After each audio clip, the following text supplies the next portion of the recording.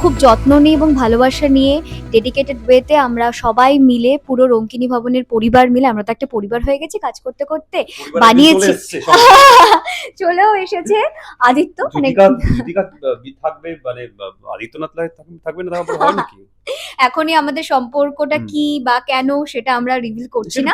আমরা মানে 25 ডিসেম্বর বড় দিনের বড় ছুটিতে আমাদের নতুন গল্প মুক্তি পাচ্ছে বাংলা জি5 এ। সাবস্ক্রিপশন নিন, দেখুন রঙ্কিনী ভবন, আর জানান যে আপনাদের কেমন লাগলো। আপনাদের ফিডব্যাকটা আমাদের কাছে ভীষণ ইম্পর্টেন্ট।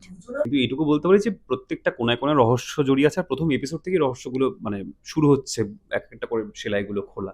এনজয় করুন।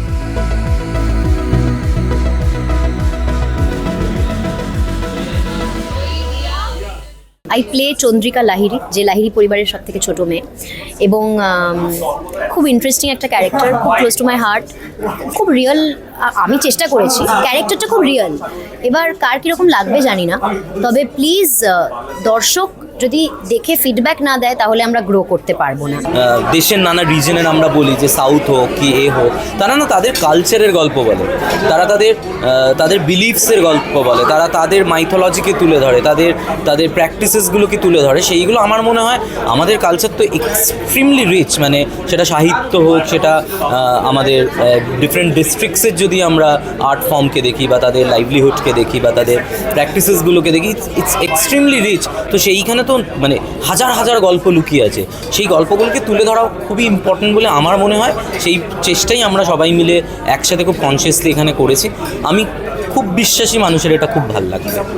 মেঘা ব্যক্তিগতভাবে আমার বন্ধু, মানে পার্সোনাল লাইফে বন্ধু। ওর সঙ্গে ওর লেখা গল্পে আমি কাজ করেছি, অভিনয় করেছি আগে, কিন্তু একসঙ্গে কিছু ডেভেলপ করিনি বা একসঙ্গে কিছু লিখিনি, কাজ করিনি কখনো একসাথে। কখনো করবো এটা ভাবিও এই ক্যাপাসিটিতে ডিফারেন্ট ক্যাপাসিটিস অত ভেবেছি, এইটা যে হবে কখনো একসাথে লিখতে পারবো, হ্যাঁ আমাদের এটা খুব আনক্যানি। আর আমি তো লিখি না, মানে আমি তো অভিনয় করি, তো সেটাতে আমাকে I have to say thank you to Megha যে আমাকে এবার আমাকে ওকে থ্যাংক ইউ বলতে হবে যে আমি এমন ডেডিকেটেড টিম মেম্বার আমার জীবনে একমাত্র ওকেই পেয়েছি, যে লিখবো বললে লেখে, তারপরে পালিয়ে যায় না। এই কাজটা যেদিনকে আমার কাছে এসেছিল, একটা র্যান্ডম কল, আমি দেখলাম ভিক্টর ফোন করছে, করে আমার বলছে এরকম একটা লিখতে হবে হাতে। আমি প্রথমটা শুনে উত্তেজিত, তারপরেরটা শুনে মানে মর্মাহত, বলছে যে দু সপ্তাহের মধ্যে পুরোটা করতে হবে।